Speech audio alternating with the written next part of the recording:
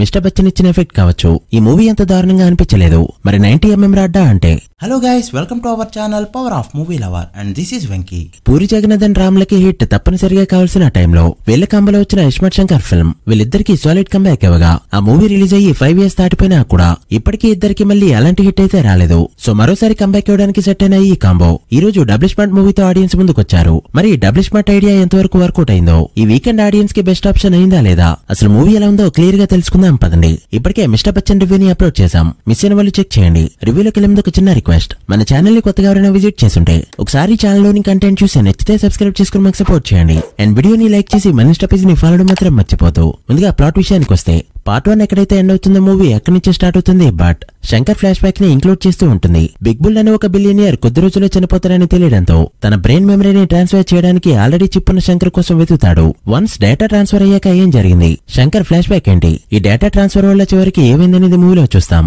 Almost part 1 కి similar concept తో ఉన్నా కూడా కొన్ని చేంజెస్ అయితే చేశారు. బట్ ప్రతి సీన్ ప్రతి సాంగ్ ఇస్మార్ట్ శంకర్ వన్నీ గుర్తు చేస్తూ ఉంటాయి. హీరో ఎంట్రీ నుంచి ఎంట్రీ సాంగ్, హీరోయిన్ తో సాంగ్, దిమాగ్ కిరికిరి అంటూ ఇంకో సాంగ్, అండ్ ఆ క్లైమాక్స్ పోర్షన్ ఇవన్నీ కూడా పార్ట్ 1 సెట్ లోనే తీసినట్టుంటాయి. ఇదంతా సరే, కానీ అసలు సినిమా ఎలా ఉంది అంటే మిస్టర్ బచ్చన్ ఇచ్చిన ఎఫెక్ట్ వల్ల కావచ్చు ఈ మూవీ ఎంత దారుణంగా అయితే అనిపించలేదు. One time watchable film. Basic గా ఈ సినిమాకి వెళ్లేటప్పుడు ఏమీ ఎక్స్పెక్ట్ చేయకుండా ఫ్రెష్ మైండ్ తో వెళ్ళా, అందుకే 90mm రాడ్ అయితే దిగలేదు. ఇన్ఫాక్ట్ ఫస్ట్ హాఫ్ చాలా ఈజీగా ఎంటర్టైనింగ్ అండ్ ఫాస్ట్ గా కంప్లీట్ అవుతుంది. సెకండ్ హాఫ్ లో కొన్ని సీన్స్ అండ్ సాంగ్స్ మైనస్ కాకుండా ఉంటే పార్ట్ 1 రేంజ్ లోనే ఎంటర్టైన్ చేస్తుండేది ఈ ఫిల్మ్. మనందరికీ తెలిసిందే పార్ట్ 1 హిట్ అవడంలో సాంగ్స్ ఎలాంటి కీ రోల్ ప్లే చేశాయో, బట్ ఇంచుమించు అదే టైప్ ఆఫ్ మ్యూజిక్ కుట్టినా ఇక్కడ వర్కౌట్ కాలేదు.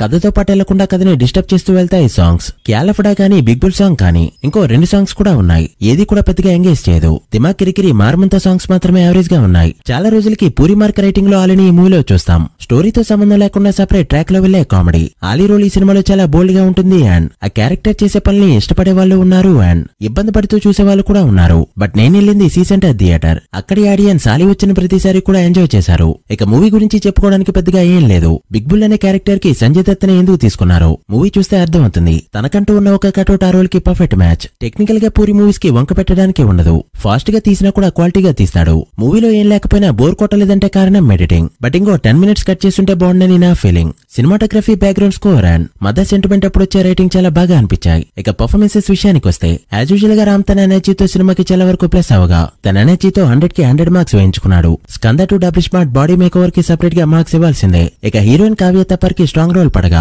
బాగానే పర్ఫార్మ్ చేసిందని చెప్పొచ్చు. ఇక బాలీవుడ్ నుంచి తెచ్చిన సంజయ్ దత్ యాజ్ యూజువల్ గా సింగిల్ ఎక్స్ప్రెషన్ తో మూవీ మొత్తం రఫ్ ఆడించాడు. ఇక మిగిలిన ఆర్టిస్టులు like Shayaji Shinde, getup Seenu and etcetera వాళ్ళ రోల్స్ కి న్యాయం చేయగా సీను రామ్ కాంబోలో సీన్స్ పెద్దగా పడలేదనే చెప్పాలి. ఇక ఓవరాల్ గా మూవీ ఎలా ఉంది చూడొచ్చలేదా అంటే పూరి గారి సినిమాల్ని ఇష్టపడే వాళ్ళు, ఆయన మార్క్ ఆఫ్ మేకింగ్ ఇష్టపడే వాళ్ళు హ్యాపీగా చూడొచ్చు. పార్ట్ 1 నచ్చిన వాళ్ళకి ఇది ఖచ్చితంగా నచ్చే ఛాన్స్ ఉంది. బట్ కామన్ ఆడియన్స్ కి అంతగా ఎక్కకపోవచ్చు. ఓవరాల్ గా చెప్పాలంటే ఇది వన్ టైం వాచబుల్ ఫిల్మ్. సినిమాలో చాలా బూతులు ఫ్యామిలీతో చూడడానికి ఇబ్బంది పడే సీన్స్ కూడా ఉన్నాయి. సో ఫ్యామిలీతో సినిమాకి వెళ్లే ముందు ఏ సర్టిఫికెట్ ని గుర్తుంచుకుంటే better. So guys, that's the review of the double smart film. మీరు కూడా మూవీ చూస్తుంటే ఎలా అనిపించిందో కమెంట్ చేసి, వీడియో నచ్చితే లైక్ చేసి మీ ఫ్రెండ్స్ అండ్ ఫ్యామిలీ మెంబర్స్ కి షేర్ చేయండి. మరో మూవీ రివ్యూతో మళ్ళీ కలుద్దాం. అప్పటి వరకు signing off, power of movie lover. Thank you.